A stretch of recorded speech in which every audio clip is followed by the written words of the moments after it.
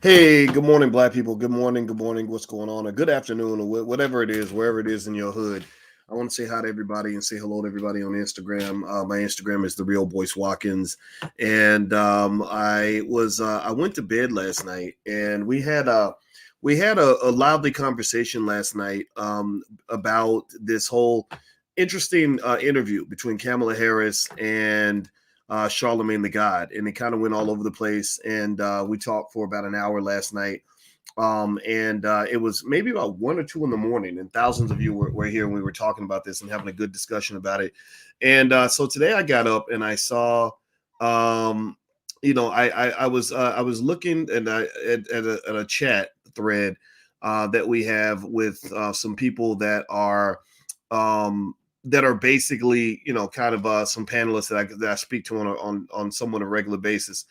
And one thing that came up, I don't know if you saw this, but in that interview with Charlemagne and Kamala Harris, there are some people who think that Kamala might have been faking it. That Kamala, I don't know if you all saw. Actually, first of all, let's start here. How many of you saw Kamala's interview with Charlemagne? Give me a yes in the chat if you saw any piece of it. If you heard about the interview. Do I have a link, Craig, the tech guy? I do not have a link right in front of me, but if you just Google search Charlemagne and Kamala Harris, it'll come up. It's on Charlemagne's show, The God's Honest Truth, which seems to be an interesting show. It seems to be built kind of similar to like the Daily Show or the one with Trevor Noah. And so I look forward to seeing what he does with the show. I think it's good. He's had some good people on there.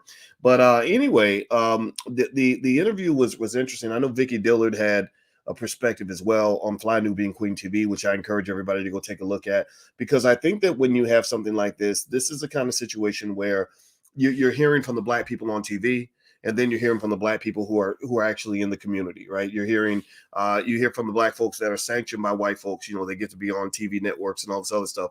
But then, to me, the more interesting conversation is the one that happens with the black folks like you and I, who are kind of just living that kind of out here. I don't fit well into that space. I'm not, interested in being in that space, to be honest with you. I'd rather be in this space because I have a lot more freedom and flexibility. I can be myself. I don't have to pretend to be stupid. I don't have to go along with the ignorance of hip hop and all this other stuff in order to fit in. Because I do believe, I'm sorry, please forgive me, but for saying this, but I believe that it is a blatant, in your face conspiracy that they take the most ignorant motherfuckers, like the dumbest people that you've ever met. I'm talking about most ignorant, most destructive, most black hating people ever, who literally rap about killing black people. And they make them into like your leaders. They make them the front men for the black community. These are the ones that are put into the spotlight. So as long as you're putting dumb people into the spotlight, I don't think smart people should even want to be in that spotlight, right? And so I don't, I mean, I've been on shows like The Breakfast Club and stuff like that a few times, and I appreciate Charlamagne for inviting me, but it was always very frustrating to have to go in there. And I was raised in the house. So I'm gonna just tell you something, a little something about my daddy. I was raised in a household where my father told me, like, you don't co-sign on ignorance. It don't matter if it makes you fit in. It doesn't matter if you get more friends. It doesn't matter if it makes you the coolest guy in the room. You don't co-sign on ignorant bullshit. You just don't. And so when I would go in that show, sorry, let me know if you can hear me. Give me a yes if you can hear me. My alarm just went off. Let me know if you can hear me on Instagram. But when I would go on that show, there would just be these rappers there, and I would be sitting there thinking, man, I listen to your songs, and you rap about getting young kids addicted to drugs. Why am I the only person who thinks that that's terrible? Like, why am I the only person who is thinking about what drugs have done to the black community? How many ways do I got to spell that out to you? I mean, seriously. In fact, let's quick survey, and we're gonna get to Kamala. I promise. Y'all know me. I talk about the issue from different angles, I'm gonna get to the whether or not Kamala was faking. But how many of you have had a relative get hooked on drugs? How many of y'all have ever had the fucking distinct displeasure of dealing with some asshole in your family who's always so damn high that you can't depend on them for shit? Like, how many of y'all have ever had an alcoholic or a drug addict in your family? Give me a yes or no in the chat if you fit that category. um, you know, I had several, and it's terrible. It's absolutely terrible because they will never love you as much as they love that crack pipe.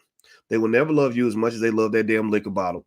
They will never love their kids as much as they love getting high, is smoking the weed, hit the heroin. I'm not making fun of anybody who, I know a lot of people smoke weed now, and I'm not judging that, right? I told you, I think the what is it, you got the THC and that other ingredient, the CBD. The CBD is cool. I put that on my knee because it keeps my knee from hurting.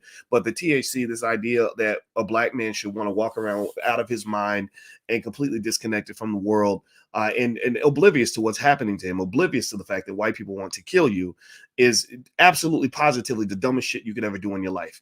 It's stupid.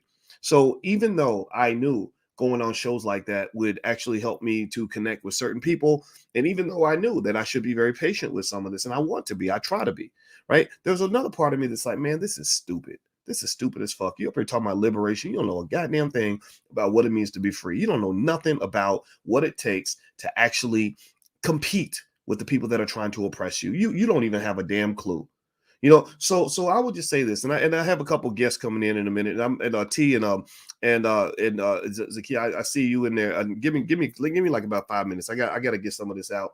So one of the things I want to mention real quick is that I think when you have these conversations, there is a distinct disconnect between the people on TV and black people in the community.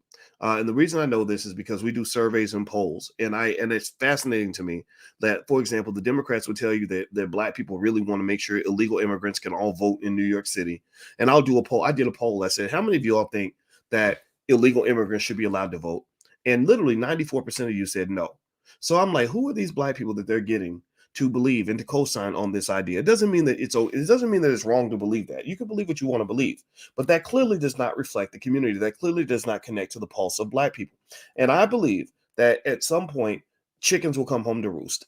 At some point, that disconnect, that celebrated disconnect between what the so-called black leadership is doing and what the people actually want is going to actually cause them to lose a big chunk of the black community forever. They've already lost a lot of you already. And so one of the things I want to mention also is I saw this. I'm going to read a little bit, and I'm going to bring the guests in and say hi to them. And I'm going to read a little bit from a book called Black Labor, White Wealth by Dr. Anderson. How you doing, Zakia? How are you? Peace and blessings, brother. How are you? I'm doing well. And I see we got Tika Leak in here. Good to see you, brother. How you doing, man? I think T is muted. T. Okay, T's mic is muted. So what I'm gonna do is I'm gonna read a little bit about. I'm gonna read from the book Black Labor, White Wealth, page 165. Now, this is by Dr. Claude Anderson. We have been studying this book every Wednesday. We're trying to get smarter. We're just not going to sit around and wait for stupid people to catch up. So what I'm going to do is read on page 165 where he talks about the psychological and social conditioning process, why black folks are brainwashed, why so many of us, despite evidence to the contrary, will continue to believe the same thing no matter what. And he says here, the national public policy on blacks was structured to incorporate the psychological and social conditioning process for blacks and whites that evolved over the course of American history. Slaveholders' absolute power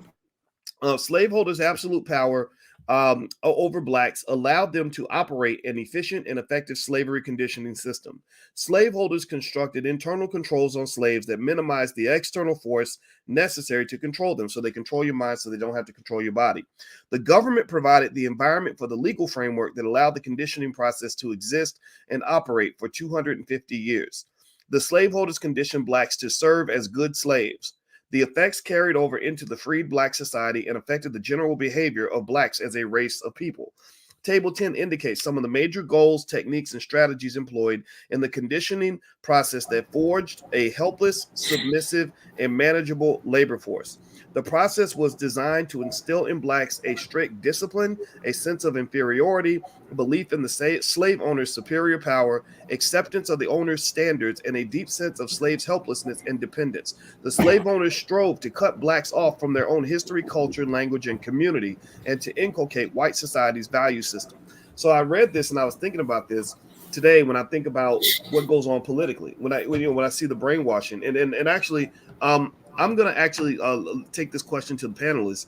I didn't know you guys were going to come in today, so I was going to go ahead and just have the conversation. But I'm glad you all are here.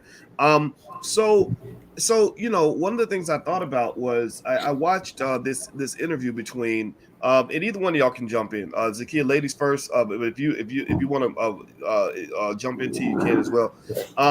I watched this interview that I think T shared this in our common thread, where it was an interview between Diddy and Charlemagne. And in the interview, Diddy he talks about his black political party, which I haven't seen it anywhere. Maybe he's going to do it. I don't know. But I wondered if it was just sort of in response to the energy around the last election. And one of the things Diddy kept talking about is how the Trump supporters are threatening our lives, how the white supremacists are threatening to come get us and come kill us and all this other stuff. Now, here's the thing. I live in Chicago. 1,000 people have been murdered in Chicago. Most of those people are black. I don't know of any of these black people that were murdered for because they were Democrats by Trump supporters. I don't know, how many of these people were murdered by a group of white supremacist mob who came into the hood and killed everybody.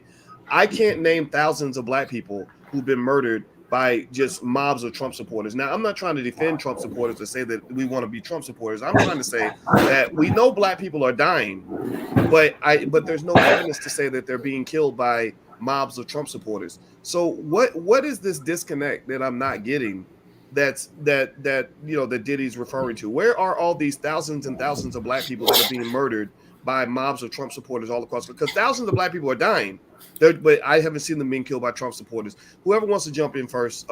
T, I see you kind of jump around. So maybe T, you can go and go first, brother. Well, yeah, because the thing is, you got to understand, P. Diddy is a public figure. He has a lot of people following him. And P. Diddy was getting a lot of criticism when he was saying, hold your vote. He was saying, don't vote without any tangibles. Now, when the election time came close, now he switched his position to, we got to vote this racist Trump out. Otherwise, there is going to be a racial war. So to me, it just seems like he has to toe the line in order to maintain his position. And the other thing is, he contradicts himself a whole lot in the interview, him and Charlemagne. Because on the one hand, he does say we can't keep voting the same way and getting nothing in return. He keeps saying that. He's saying that's the definition of insanity. But then he goes around and says we got to vote this racist out first. And then after we vote this racist out first, then we're going to hold the Democrat Party accountable, which is ridiculous because then the Democrats don't even have to listen to you because you didn't have any tangibles in place. And then when it really mattered, and then when they're like, you know what, there's a racist in the White House, we really got to get him out. When it really mattered, you should have stood firm and still say no, because black people's situation doesn't change under a Republican and it doesn't change under Democrats. So if you don't give us nothing, then you're going to have to deal with another 4 years of Trump. But, he folded, but then try to sound pro-black saying we got to vote on our interests. It makes no sense. Zakia, what are your thoughts? Much just echoing what T said. At this point, it is political suicide for black people to continue to do the same thing over and over again, expecting a different result. I feel like black people are constantly being pimped. We're the hoes of the Democratic Party. And I'm real disappointed in seeing people who do have a certain level of following or, people who have some, stature in the community come out and say we got to get this racist out of the office as if Joe Biden isn't a racist.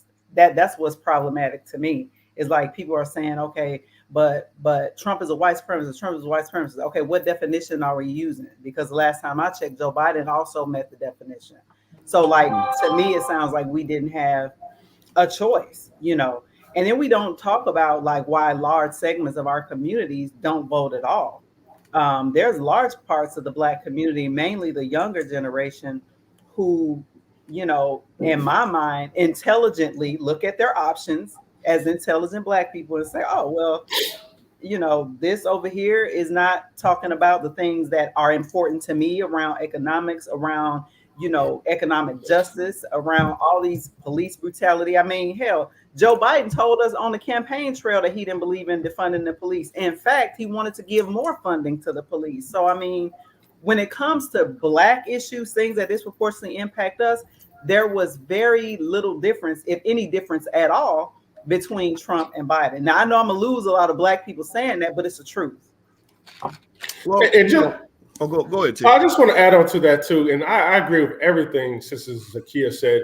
And just, what frustrates me the most is the fear mongering that takes place in the black community. Because if you listen to that Diddy and Charlamagne interview, it was just scaring black people, talking about a race war is going to happen another 4 years. And I'm like, are Trump supporters marching through the hood, killing y'all? Diddy's talking about we got to mob up, mob them up, fight them. I'm like, I haven't seen a situation where Trump supporters are hunting down black people. I mean, the only situation that was presented was a Juicy Smollett, but then that turned out to be a fraud. So it's like, where are they getting this idea that all of a sudden white people are just going to march down us and whoop on us? You called him Juicy. That you try to sound like a homophobe. I'm sorry, that's what everyone's calling him. But yeah, it's just fear mongering, man. We have to stop scaring black people about white people because it's causing us to not think straight, and then we're just being very reactionary. Yeah, but we shouldn't be scared anyway. If Trump supporters was arming up and coming through the hood, we need to do what our ancestors did. We need to arm up. Exactly. Well, I think exactly. I agree with that 1,000%. Like we have to I hear this so many times, and this is not pro-Republican. Please, this is not pro-Republican. But I hear this so many times that Trump emboldened the white supremacists, and I'm like, embolden them how? No white man came up to me and called me an N-word. I haven't been attacked yet. I'm trying to see, where is this emboldening coming from? Like I said, this is all fear-mongering language to just fear us into voting for the same party. Well, what it makes me think about is it's not just a weapon of mass distraction. It is the creation of a mass illusion. It's like we're not really going to address the real issues going on. I compared it to my wife. When our kids get a little bit sick and they want to stay home from school for another 2 or 3 days, and so they really were sick at one point, but it'll be like, but mom, I'm really sick. I could get COVID. I could die. Oh my God, and you have to come in and say, look, no, you still got to do your homework. You still got to clean the kitchen and get your ass up and go to school. Right. And that's kind of what's occurring with those children is they're using this illusion and kind of stretching it out so that they can shirk their own responsibility. So the Democrats, they can bring up legitimate scenarios in the past and to some extent a few scenarios in the present where white supremacists have done some terrible things, right? We're not going to deny all the racial ugliness that has existed in this country that still continues to exist to this day. But what they'll do, what it seems to me they're doing is they'll take it and they'll stretch it out. They'll create false scenarios, like almost like when our daughter's like, right? So like Jussie Smollett's like, a bunch of Trump supporters attacked me today, and I was out trying to get a Subway sandwich at 2:00 in the morning in 20 below weather, and they said, "Aren't you that nigger from Empire?" Right? Like a bunch of Trump supporters are really gonna recognize Jussie Smollett. Right? Come on, man. These are some old crackhead fantasies. Like you literally had to be extra high sitting with your boys to really think that this plan was going to make sense. People saw that through that immediately. And it's like, so pay attention. Now, what I notice is I'm thinking, okay, so you must not really have no shit to stand on because you got to go make stories up to prove your point. Right? Like this whole idea of the white supremacist mobs coming to kill black people. You can't find a real mob nowhere. You got the whole country. There's 360 million people. There's not a mob of Trump supporters anywhere you can find that are going to kill black people to the point where you got to make up stories. And then the way the media, I love how there are people that really pointed out how, it's almost like, you ever have a situation where you catch somebody in a lie and they're lying, and you love, but you want to hear the whole story so you can just see what they look like when they're lying and how stupid they look, right? Before you drop the bomb on the dumbass. I felt that way when I was watching how so many so-called intelligent people on the left ran up right behind Jussie Smollett. Well, if you don't believe that if you believe Jussie's lying, then something's wrong with you. And this was a racist and homophobic attack. And they were instantly politicizing it. Gayle King and a bunch of people, CNN analysts, Don Lemon, a lot of people were really running up behind this. And it really showed to me as clearly as any other incident in the last 2 or 3 years, just how stupid this process has become. Right? You look like a complete motherfucking fool. Excuse my French. You look stupid right now, because most rational people heard that story and said, that don't even make no damn sense. My wife and I live in Chicago. It was 20 something degrees below zero. Why are you out at 2 o'clock in the morning getting a Subway? Ain't you rich? Can't you do DoorDash? Like, it didn't make any sense. So anyway, go ahead, please. I'm going to stop. No, I'm so glad you said it. And what Black people have to realize is there is really a civil war between the ideologies. I'm not understanding why we're not understanding. It's really white conservatives versus white liberals.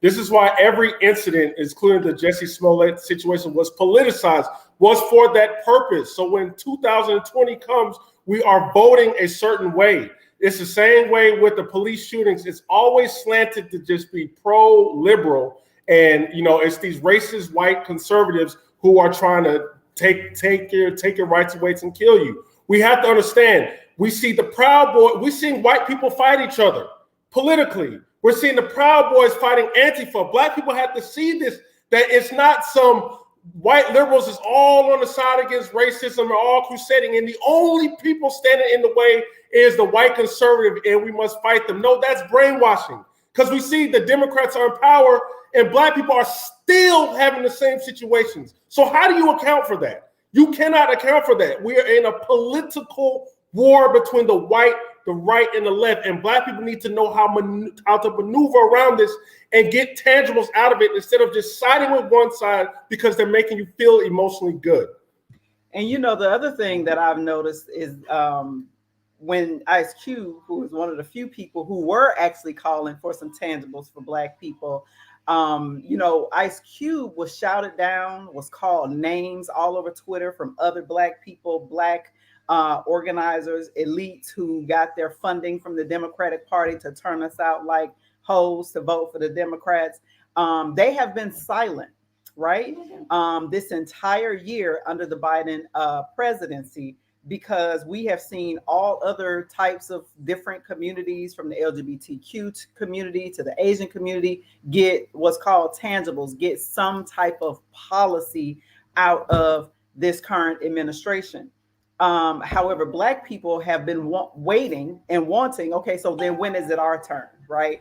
And I also have not seen the same people who called Ice Cube every name in the book except the name his mother gave him and a Black man. They have not used the same language towards Joe Biden when Joe Biden said that he did not agree with getting rid of the filibuster. If we've been paying attention to the Voting Rights Act that was not passed out of the Congress this year, because you had 2 Democratic senators, Joe Manchin and the white woman out of Arizona, I forget her name, who said, we're not supporting this. We're not supporting the Build Back Better plan. We're not supporting the Biden plans. We're just not supporting this bill around voting rights. Now you have all the Black elite groups, the voting right groups, who are saying, well, we have to have voting rights, or, we're not going to turn out our people in 2022. Now, what is it really about? So y'all turning out Black people to do what exactly? Is it for the masses of Black people, or is it for you and your immediate family? Because for me, I'm concerned about the masses of Black people. I see that the masses of Black people, especially here in the DC region, are continuously being kicked out into the cold through gentrification, literally homeless on the street encampments, right? And it's becoming even more exacerbated. But we can't get a real policy conversation because everybody's talking about Jussie Smollett. Everybody's talking about all these other distractions that have absolutely nothing to do with actual policy. So to me, they're going to continue to distract Black people. They're going to continue to pull on our emotional heartstrings until we just vote, one way all the time and continue to be an undercast in this country. That's exactly what we are at this point. Well, not only that, they just talking about, like I said, we are too focused on getting white people to understand us, and that's just so infuriating. Everything is about getting white people to understand the Black experience, love us, give us a hug, and I just feel like we're so distracted by that. And you know, there was even remnants of that in the Charlemagne interview with Kamala Harris, talking about how the racist Republicans are trying to take their rights away, things of that nature. We never get to the topics of what you just said, Zakia. It's never any tangible topics that's affecting the social economics of Black people. Like, we're talking about like Joe Manchin, and I'm just like, but what are you doing, Kamala Harris? What are you saying? You said you were Black Girl Magic. You're running for Black folks. What have you said to raise the Black situation, to raise any type of policy agendas? We don't even hear from you. I wish Charlemagne would have said that to Kamala Harris, but you know, it just seemed like he just stuck to the whole left versus right. What are you going to do about Joe Manchin? You know, he's siding with the Republicans, and it just gets Black people in this, okay, we got to just side with the Democrats because these racist Republicans are going to do something bad to us. It doesn't put us in an independent, higher level thinking to say, wait a minute, both of these sides are serving us interests. We need to start putting our foot down on both of these parties. And we got to get away from this narrative that only the Republicans are racist. Thank you. For example, I lived in Dayton, Ohio before moving to the DC region, lived there for 20 years. The Democrats have controlled the city of Dayton for 45 plus years.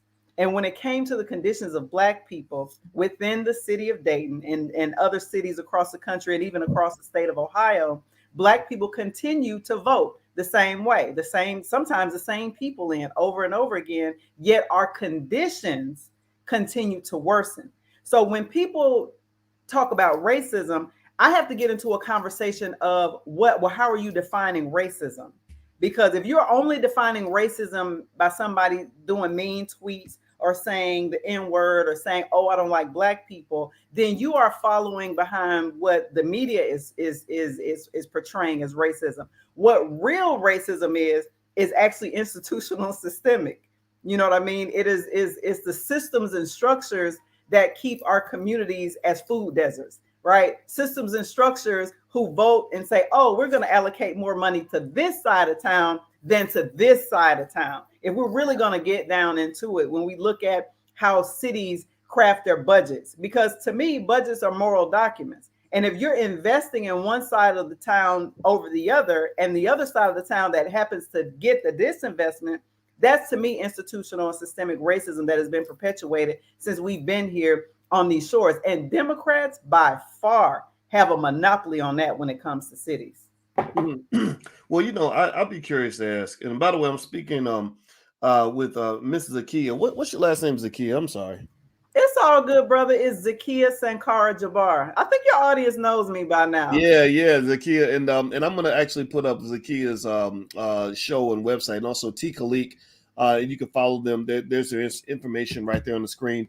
Also, I want everybody to know that just in case, you know, I don't know if I mentioned to you guys, but I think I was shadow banned on Instagram. My daughter's friend tried to look me up and she couldn't find me. She typed in specifically my exact Instagram page, The Real Boyce Watkins. It did not come up. So I think I was shadow banned. So just as a backup, in case they take us down or whatever, and they've been doing a lot of crazy stuff to our Facebook pages, and I can't hardly post on Facebook as much. So just in case, you can actually text the word Boyce to 31996. That way we can remain connected.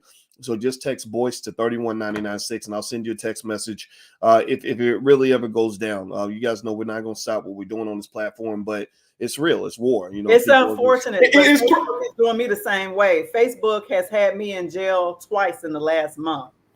It's crazy. How many people died? You're not doing anything wrong. That's the crazy part. Yeah, how many people died following your advice, went out and murdered people and killed people, harassed people? They're only doing this to intelligent people. That, you know, they started off with Alex Jones to get everyone agreed. And I said then that people were going to regret that happening to him and Farrakhan. Remember, they did Alex Jones and Farrakhan first, and people didn't fight for them.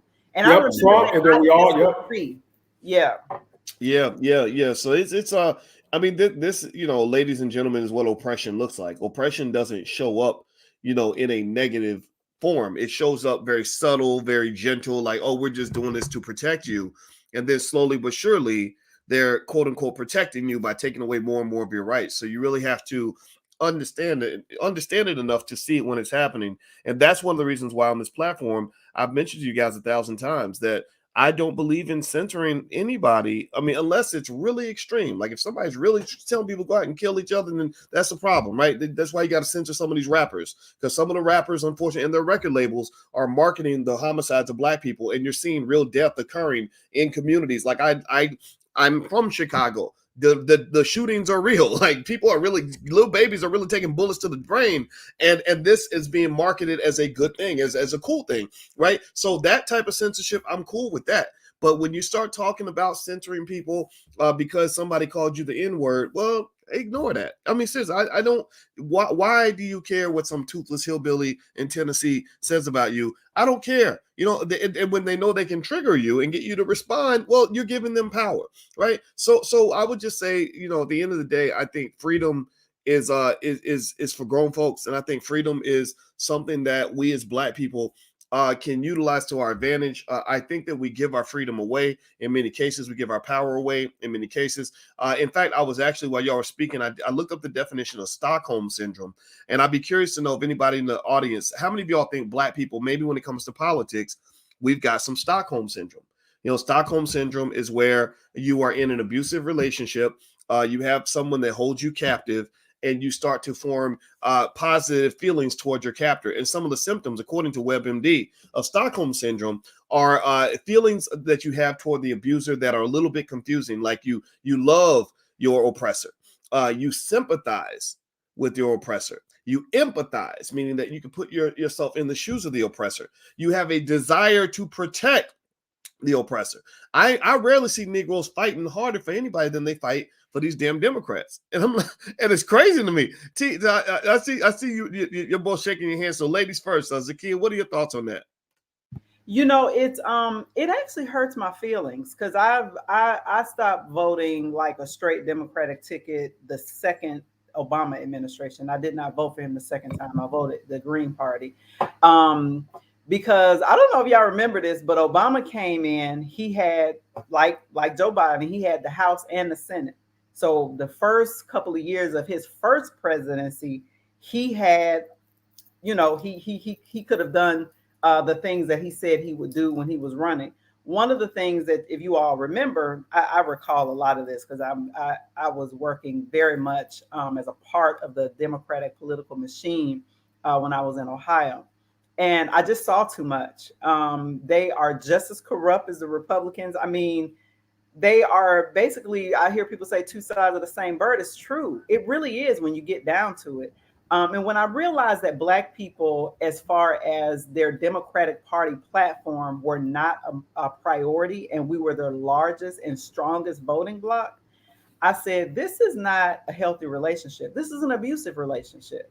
And Black people are continuously being steered mainly by the elite in our community to continue to vote a certain type of way because it benefits the small 1 or 2% of the elite from a lot of these legacy civil rights organizations. You never hear from the legacy civil rights organizations until it's time to vote.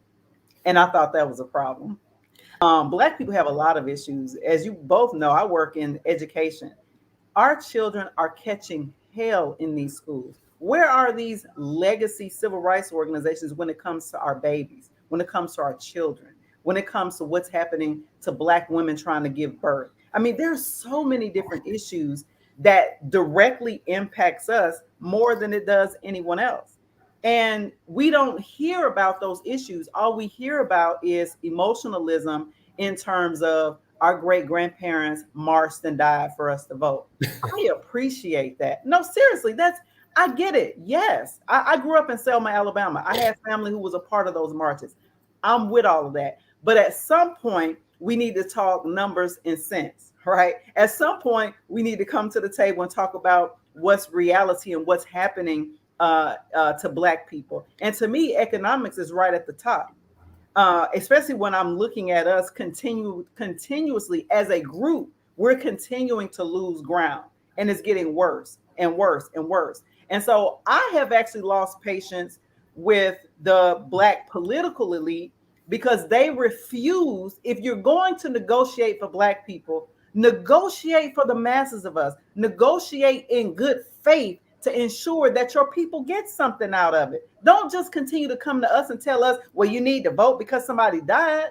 I'm cool with all of that. We need to get something right now. It's almost 2022. And Black people are continuously as a group to fall further and further behind. I'm not okay with that. Well, we are actually shamed into voting. That is a problem. We're never allowed to talk about our issues. Just think about Amanda Seales in 2020 when she says, I don't give a F about any Black agenda or no Black issue. We just need to get this racist MFer out the office. That seemed to be the mantra across the Black community. Even that P. Diddy and Charlemagne speak.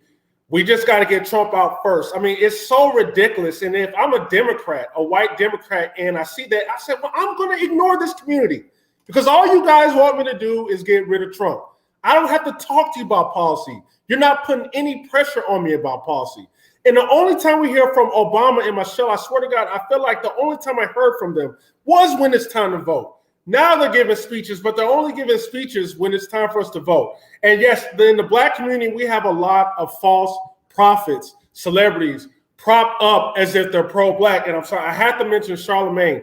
I have a little bit of respect, but when he let Hillary Clinton come on his show, talk about hot sauce, and did not check her, we're having a serious conversation about Black people. And you're going to sit there and pander to me, and that's supposed to be, I'm supposed to be shucking and trying. Oh, well, I eat hot sauce on my chicken too. We're supposed to be cool. That's not funny. Like, you don't see, listen, when the Asian communities were going on their hate crime, right? Did they sit down with Jackie Chan and you know what I'm saying, eating Chinese food, talking about, you know, the hate crime? No, they don't talk to Asian celebrities. But they do the Black community like that. Charlemagne was disrespected by Joe Biden when Joe Biden said, you ain't Black. Why did he check him there? It's like he said nothing and then defended him the next day, talking about, well, I wasn't offended by that.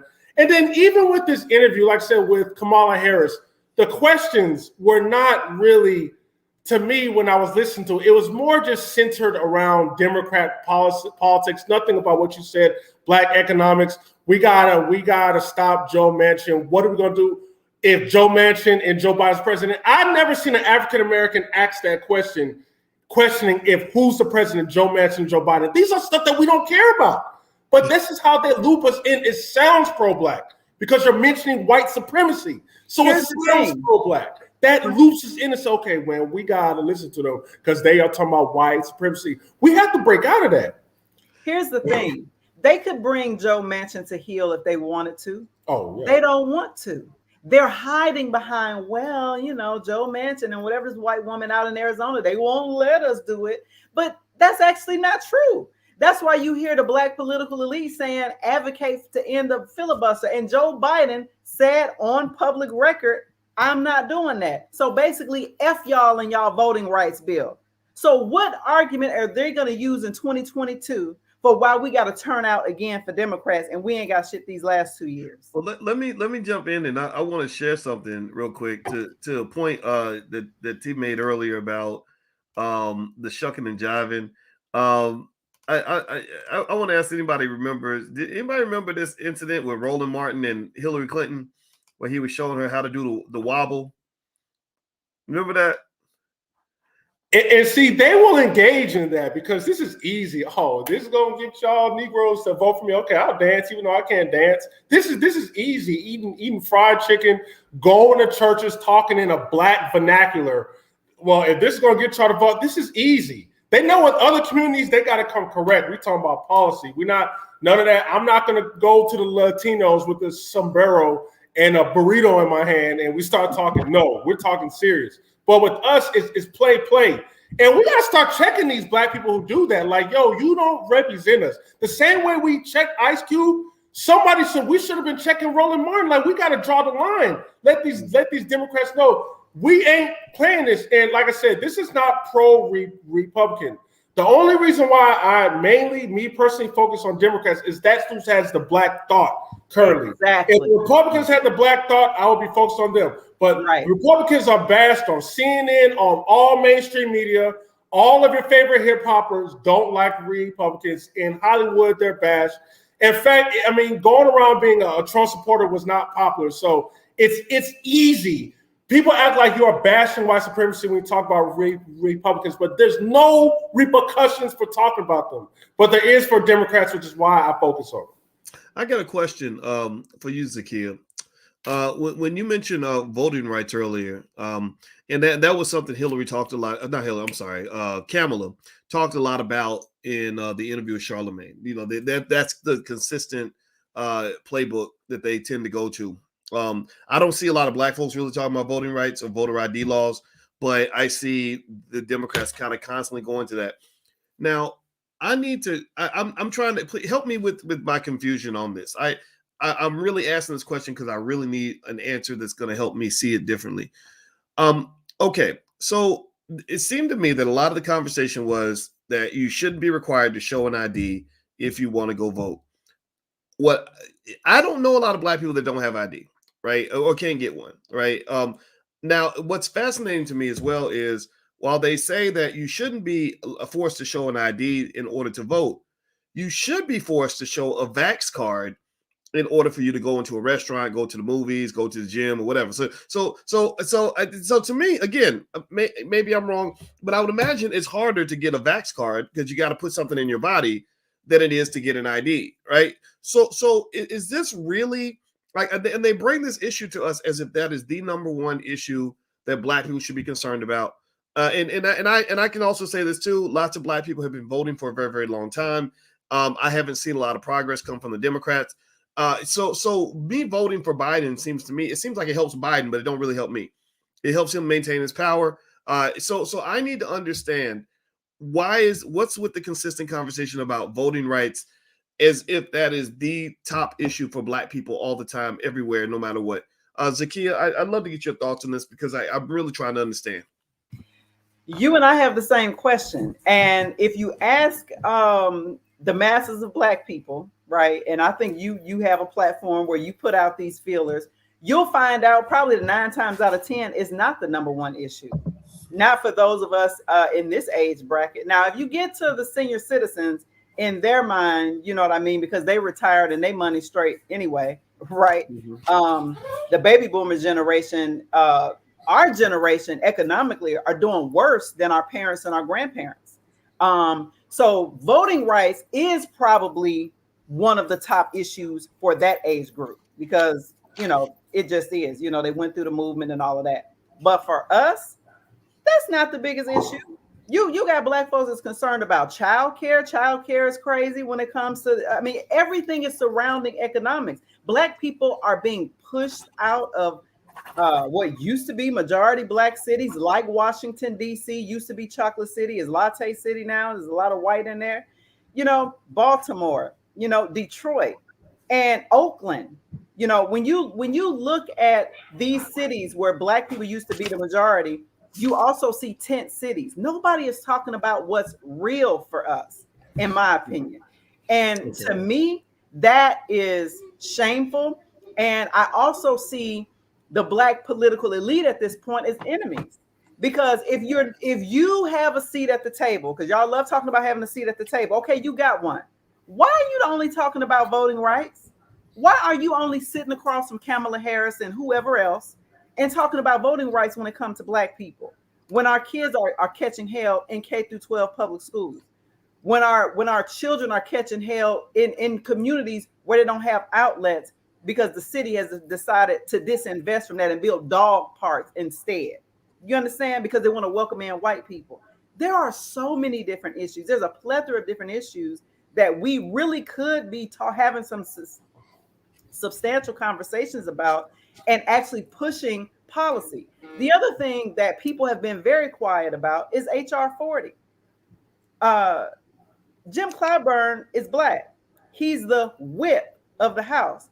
He has the power to whip to get as many signatures as humanly possible to even get HR 40 a hearing. He refused to do it, but he will whip for what white folks want him to do. See, we got to start looking at black people who are also on the left the same way we look at Clarence Thomas, because I do. You know what I mean? To me, he's just a Democratic version of Clarence Thomas. we have to understand that a lot of these Black political elites, to directly answer your question, boys, finally, a lot of the Black political elites are not acting on behalf of Black people at all. They're really doing what they're being told to do. So in exchange for a check being written to their organization, and granted, they got a couple of zeros behind it, their job is to get us to the polls to vote in the interest of other people, not our interest. That's the answer to the question. And Zakia, I just want to add on to that. I promise you, if Black people were voting Republican, we wouldn't be talking about voting rights. They'll be trying to see how to limit our voting rights. So to me, the voting rights thing is just to keep us pigeonholed into voting for the Democrats. And the issues that you just mentioned, the real conversation, that's not allowed to happen. Because as long as we revel in our dysfunction, we look to them as our savior. They talk as if they really understand us. They talk as if they truly understand white supremacy. But the white liberal type white supremacy is to get white people to love you and understand you. It's not economic.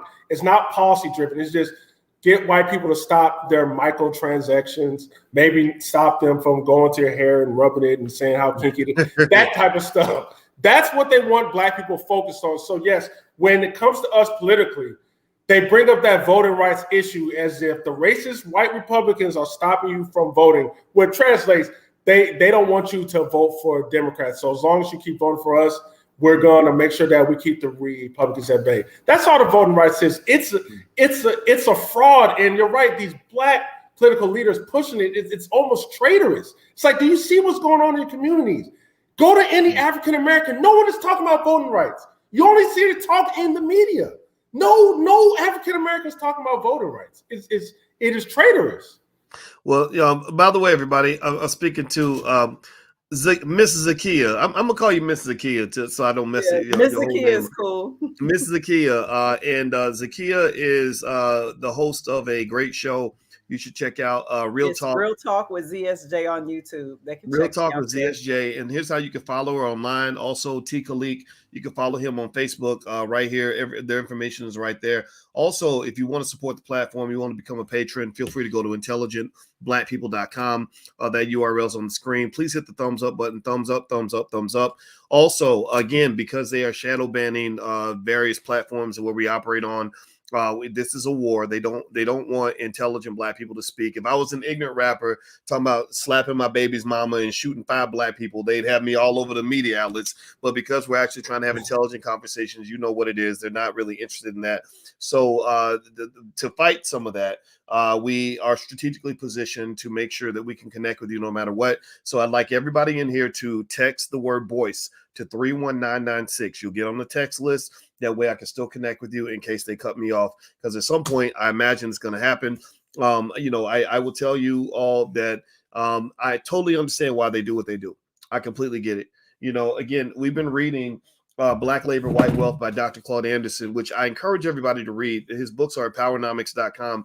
And I love this book because he lays out the receipts and helps you understand what you're dealing with. You see, I don't think Black people really understand just how deeply insidious, structured, and organized white supremacy really is. It's a false flag to get you to think white supremacy is all about somebody wanting to touch your hair, or a white lady cutting in line in front of you at the grocery store, or somebody calling you the N-word. That just boils my bones, right? Like that's like little kitty. That's like the kitty version of white supremacy. White supremacy is one of the most structured, complex, well-designed systems in the history of this earth. And it's 300, 400 years deep in the United States.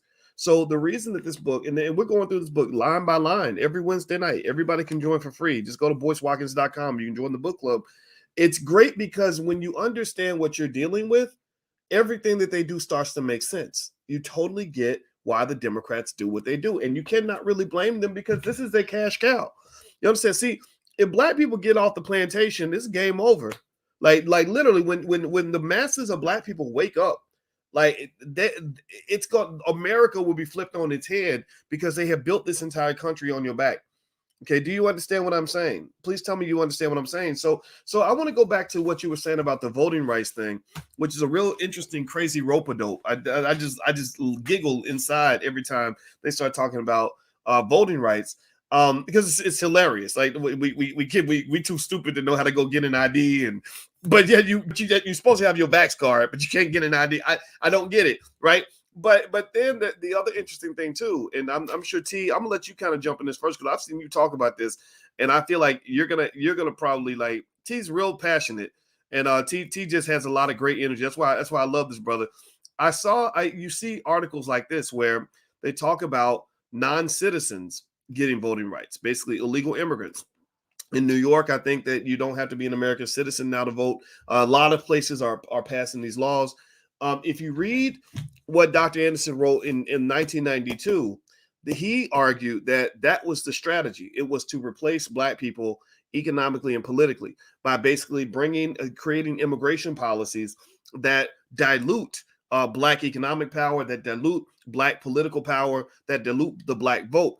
I feel like it seems to me that with this whole push, T, that pushing to get illegal immigrants voting is a way to actually destroy the Black vote. Well, so while we're told that the Republicans are trying to take away the Black vote, which I don't doubt, I assume that they are, I think the Democrats are actually working twice as hard to dilute and destroy the impact of the Black vote by letting people who are not even citizens of this country vote just like American citizens can. T, what are your thoughts on that? Well, that's a perfect way to just completely finally wash your hands of Black people. You know, when you get illegal immigrants or immigrants from other communities coming in and voting, you owe nothing to the Black community because then you don't have to rely on their vote anymore. And see, this is where Black people have got to be careful. Stop calling yourself minority. Stop calling yourself people of color. Stop acting like there's just alliance with all races of people who are non-white and we're all battling together. We all got the same issues. All of us got some white guys' foot in our neck, and if we just allied up, we could defeat them. Other communities don't operate like that. I mean, if you go to any of the Mexican coalitions or any of the Asians, none of them is talking about this people of color coalition. None of them, they don't even talk about Black issues. It's amazing. They don't even call themselves minorities. Just this, I promise you, look at the CBC Congressional Black Caucus, and then you look at the Latino caucus and the Asian.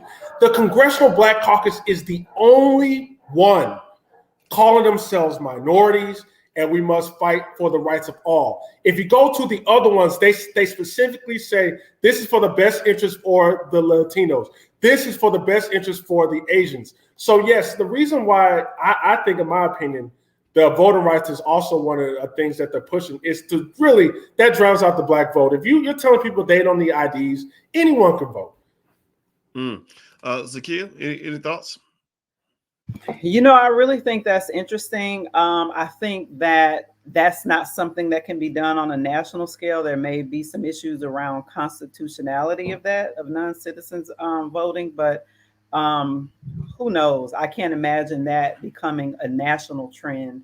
I imagine in places like New York and probably San Francisco and other places where there are large populations of immigrant communities, they'll probably try to do the same. But in terms of national elections, I think they'll have a fight on their hands. Interesting. Okay. Yeah, I'll tell you what, it's nothing. It's not as if we all wake up and we have an issue with anybody that's coming from another country, right? That's not what this is all about. But when I keep going back to Black Labor, White Wealth by Dr. Claude Anderson, and one of the things that's interesting is he speaks on how Black people actually, I think now we're about maybe a little bit more, about 11-12% of the population. But there was a time when we were 1/3 of the population. We were 33%. And what they stated at that time was, we can't have this many Black people in our country as a percentage of the population.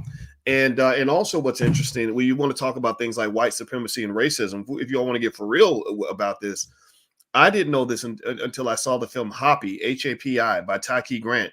In that film, there was an expert who said that if you go before the year about 1681,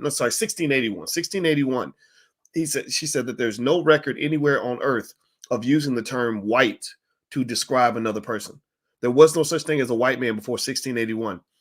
Before that, you were German, you were Irish, you were British, whatever. the term white was created as almost like a political coalition to say, look, if I'm white and you're white, we're going to put ourselves in this category so we can all make sure we collude so we can control the Negroes. Right. And so when they built white supremacy and developed it in America, which from what I understand, a lot of that development occurred between about 1630 and 1680, when they were trying to figure out, okay, how are we going to build this country? How are we going to work the land? How are we going to make ourselves rich? And they figured out how to structure slavery in a specific way. And then Maryland issued the first edict around 1680 or so that basically said, white people are over here, black people over here. This is how we're going to treat black people. And that became the code of the country. So you fast forward that, 300 or 400 years, what you're really seeing is the result of this, right? You're seeing this white supremacist ideology that's kind of festered. And to me, the evidence of the white supremacy doesn't come from some redneck Trump supporter who says, I don't like you people or whatever, right? I don't know. I've been around Trump supporters. None of them have ever tried to cuss me out and beat me up, but maybe I'm sure that there's someone out there who might do that. Where I see the white supremacy is when I go to downtown Chicago and I see that there are these buildings that are worth over $100 million a piece. And everything's clean and everything's safe and everything's wonderful. White people walking their dogs, living without a care in the world. And none of this property is owned by black people. All these assets are owned by white people. This built on our backs. And then I go to South Side, West Side Chicago, and I'm suddenly seeing, little babies being shot by stray bullets. I'm seeing trash everywhere. I'm seeing torn down buildings. I'm seeing no businesses anywhere. So you see this economic apartheid that exists all throughout this country. And that to me is the white supremacy that tends to get missed. Because a lot of these very wealthy areas are areas where Democrats live. Democrats and liberals, they're all, they're sitting on $1 billion or whatever. And they're like, a lot of them have PhDs and they're highly college educated. Yeah, exactly. So I think that it's what's interesting. I think I'm kind of waiting for us to have a real conversation about race in this country. Yeah, I think that's it. It almost seems to me that because they've dumbed down the community, kind of put us in this rapper entertainment box where the rappers and the athletes are the ones who are actually representing the community as our elected, as our our thought leaders. The thoughts are just fucking stupid. Yeah. Like you give me some dude up here, he knows how to make a song, but he don't know nothing about the policy. He can't articulate it properly, but yet he's interviewing the president of the United States on what matters to black people. That's really insulting. It's almost like Thanksgiving dinner where they still have black people sitting at the kiddie table. You're not even sitting at the grown-ups table yet, and they're not treating you like a grown-up. And what's also adding to that though is it's not just how they're treating you, it's how you're treating yourselves. You've defined yourself as the nigger in the room. They don't even have to do that. They tell you your place, but many of you, because you know your place, that's the place you take before the conversation even begins. I'm not even going to ask a question. Zakia, did you have any thoughts on anything that I just said here?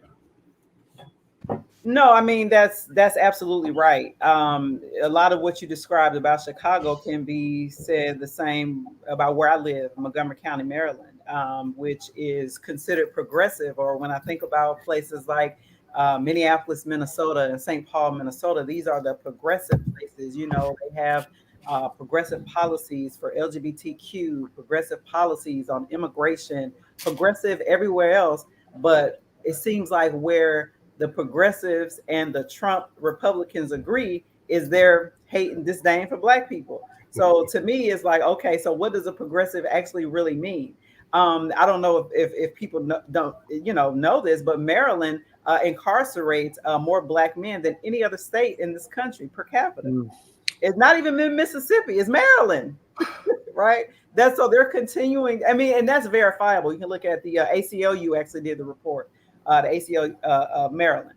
And we had one of our state elected officials who said that on the special session of the House floor just 2 weeks ago, shout out to Jill Carter, state senator from Baltimore, who pointed out the fact that Maryland incarcerates more black men than any other state. So when we're talking about all of these different issues that matter, you still can't get Maryland Democrats who have a super majority. When it comes to the Maryland House of Delegates and the Maryland Senate, they have a super majority whereby basically they render our Republican governor impotent because they can override anything that he does.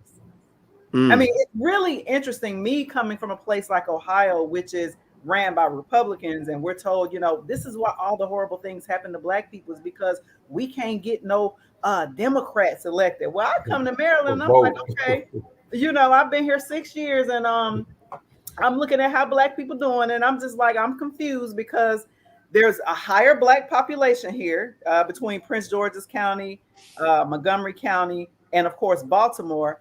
You know, I think we're about a third or more of the population as a state. We're also the wealthiest state in the country. So then why are Black people doing bad in Maryland? And we got all these Democrats. See, sometimes we have to make math make sense. We have to make it make sense. Either they're also just as racist as Republicans, and we need to just sit down with a counselor and deal with that and figure out how we're going to move forward, or we just continue to watch MSNBC and get told what to do and get told to just hate Trump Republicans because, you know, they're Trump Republicans. we really need to have more critical thinking skills. I mean, you're laughing, but it's serious. Like, I struggle with our people because, you know, it's like we sit down and we watch the news and we forget about reality. And especially people here in DC and Maryland, I'm like, okay, DC is ran by Democrats, have been for 60 years. And Maryland is too. So what are we talking about? T?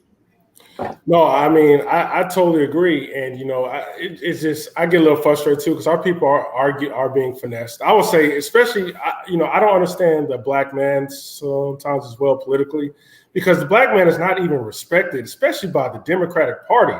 Like, they don't even want to hear your voice. I've seen so many Democrats come out specifically and target Black men, specifically mention Black men's name. I think Simone Sanders is one of them on Twitter, saying we don't even want to hear your voice. I mean, and we still go out and we vote for these people. These people write articles about us. I remember The Root had an article how straight Black men are the white people of Black people. These are left-wing publications writing articles. I could have hired a white man to do it. I mean, like, shoot. Exactly. The white man probably sitting like, dang, I wouldn't go that far. God, oh, like, seriously. And it's just like, I don't understand. Like, you know, instead the Black man is worried about white men being racist. We're over here putting videos up of white men saying racist things to Black people. I mean, it's almost as if we are trying to rally up Black people to go to war with white people, which is silly to me. You don't even have to do that. We just got to focus on our economics and put our foot down tangibly. And this is one thing I did want to say in regards to Black media.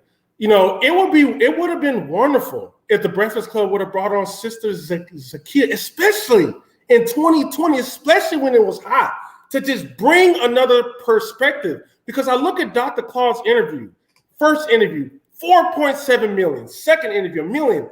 This is talking about politics, meaning Black people are interested. There's a thirst for a different point of view. But the fact is, we only got to hear from Dr. Claude Anderson, and then after that, it was drowned out by Roland Martin, drowned out by Angela Rye. To be honest, I was suspecting Dr. Boyce to get on. I'm like, God dang, well, he gets on music. I was really having a thirst to just get another perspective, but it doesn't happen. And I believe that is by design. It's just by design that our Black media, who is supposedly pro-Black, who talks about white supremacy all day, they don't invite independent Black voices. They just invite these Black people who are already getting paid they're either being paid by liberals or they even some Black conservatives. And that's it, just to keep us in that box where we are never allowed to think outside the box. Well, you know what? I think the response to that, everybody, is to develop more independent Black media. You know, we reach 1 million Black people a week, you know, and hopefully one day we'll reach 2, 3, 4, 5 million. So we could really use your help on that, everybody. So if you could just take 1 second, and if you could consciously take this link, share this link to this conversation. I see a lot of you talking about how much you love the panel. We're going to do more of these panels on a regular basis. If you could just share this link and give me a yes in the chat if you're willing to do that. That's really going to help because I'm telling you, it's all about how many missiles you can line up to fight the battle. And so we're not sitting around whining about it and crying about it. You know, I know a lot of y'all veterans out here, and y'all don't whine and cry. You solve the problem. You understand the assignment. You go after the mission and you get it done. So let's go after the mission. I'm not mad at Republicans for doing what they do. I'm not mad at Democrats for doing what they do. I'm not mad at the Negro minions for doing what they do. But what I want to focus on is doing what we do. So if you agree with what's been said here, I hope you will consider yourself to be part of the process. We can't have no bench warmers on the side. Everybody can do something. Just take this link, put it on your social media, talk to people about it. If you can support it in some way, that would really help a lot in terms of what we're doing. Also, if you want to stay connected, you can text the word voice to 31996. That way, that's another way we can have a channel of communication so we can have these conversations. And so let me go ahead and answer one of T's questions. T made a point earlier, and T, I spent a lot of time researching what you said. You said something earlier, and y'all might have forgot, but T mentioned that he said the Congressional Black Caucus is the only caucus that has its mission this idea of taking care of everybody, right? That we're not just here for Black people, we're here for everybody, right? So let me just tell you, I looked up the mission of the Congressional Black Caucus. I looked at the mission of the Asian caucus. I looked at the mission of the Latino caucus. I looked at the mission of the not Hispanic, Native American caucus. So let me just read this to you. Since its inception on the Congressional Black Caucus website, they said the Congressional Black Caucus has been committed to using the full constitutional power, statutory authority, and financial resources of the federal government to ensure that African Americans and other marginalized communities in the United States have the opportunity to achieve the American dream. So that's what the CBC says. The Asian caucus says their objective is to provide structure to coordinate the efforts and enhance the ability of the Asian American and Pacific Islander members of Congress to accomplish those goals. So they mention Asian Americans. I don't see them mentioning anybody else. Let's see, they said to ensure the legislation passed by the U.S. Congress to the greatest extent possible provides for the full participation of Asian Americans and Pacific Islanders and reflects the concerns and needs of the Asian American and Pacific Islander communities. No mention of other marginalized groups. They mentioned the Asian community. Now, let's go to Native Americans. The Congressional Native American Caucus is a bipartisan coalition of lawmakers that work to advance our nation-to-nation relationships with tribal governments and uphold our federal trust responsibilities to Native Americans through the legislative process. Excuse me. Did anybody hear any mention of Black people, or did anybody hear any mention of some broad coalition? Did they say we're here for everybody, or did they say that we're here for Native Americans? What do y'all think? Last one. The Hispanic Caucus, the Congressional Hispanic Caucus, aims to address national and international issues and the impact these policies have on the Hispanic community. That is it. Their function of the caucus is to serve as a forum for the Hispanic and other members of Congress to coalesce around a collective legislative agenda. So toward the end, they kind of mentioned a coalescing around a collective agenda, but they don't say we're here for everybody. They specifically said in that first sentence that they want to address policies and their impact on Hispanic communities. So to T's point, Black people got to get out of the habit of trying to save everybody, because you can't even save your goddamn self. You can't, you're not even saving yourself. So why in the world are you out here? And you saw this during the election. Remember when Biden got elected and everybody was like, Black women, look at Black women saving you again. And then they, and I'm not saying they're not saving us though. They're not saving us. Who are they saving? Exactly. Please go ahead. No, I mean, I'm serious. I mean, that line is so problematic to me, because I'm trying to understand, who are they saving? They're not saving Black people, because when you even look at, so both parties have a platform. They have the things, and you can pull that up and maybe read from that when I get done. Both parties have a particular platform. Democrats are unapologetic when it comes to abortion rights for women. Democrats are unapologetic when it comes to LGBTQ rights for LGBTQ people. They are unapologetic when it comes to certain issues. However, Black people are still their largest and most loyal voting base, meaning that 9 times out of 10, when Black people do show up to the polls, we vote for the Democratic candidate 9 times out of 10. That's no other subgroup does that in this country. Most other groups split their vote.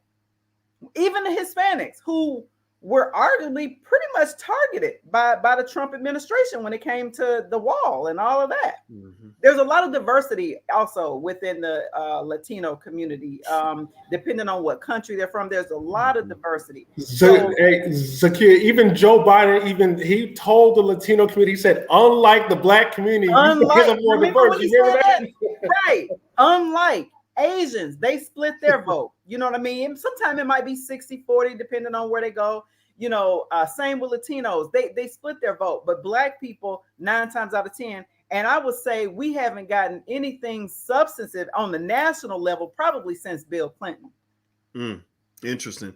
Wow. Well, you know what? This has been such a fruitful conversation, and I hope you will give our panelists a digital thank you, a digital round of applause. We have Mrs. Akia, and there is her social media following, and your show is called. Give me the name of the show. ZS. It's right there. People Real can Talk with subscribe ZSJ. to Real Okay, Talk Real with Talk with ZSJ ZSJ on YouTube. Yes, so check her out. Go follow her YouTube channel, and also T. Khalik. Follow him on Facebook, but I think T should have a YouTube channel too. Yeah, you really should, T, and bring me on as a guest. Okay. Yeah, there we go. There we go. We got to all support each other. And so I want to say thank you all for hanging out with us very much. We appreciate it. Also, if you want to stay connected, text the word Boyce to 31996. That information is right there. Or if you also go to BoyceWatkins.com, feel free to go there. We still have some Black Wealth calendars if you want to get a calendar for your family. And also just the other day, just today, and I put the link in the chat, I wrote an article last night about 7 things that a Black child needs in order to be successful in America. Because we ain't playing. We have our own policy. The Democrats and Republicans have their policies. We have the Black First policy. So it's 7 simple things you can do to make sure your children are prepared to be successful and intelligent and capable in this world. My wife and I are college professors. Y'all know this. So we're here to teach. We're going to teach whether they give us permission or not. So feel free to take a look at that. I'll put it on my Instagram. I also put the link to the blog post in the chat. So let's solve problems. Let's make some things happen. Let's go get it done because we can do this. We are the greatest people in the history of this world, and you can't tell me no different. So God bless everybody. Thank you so much. Hit the thumbs up button on your way out. Thank you, Zakia. Thank you, T. And I will see you all very, very soon. Take care now. Bye-bye.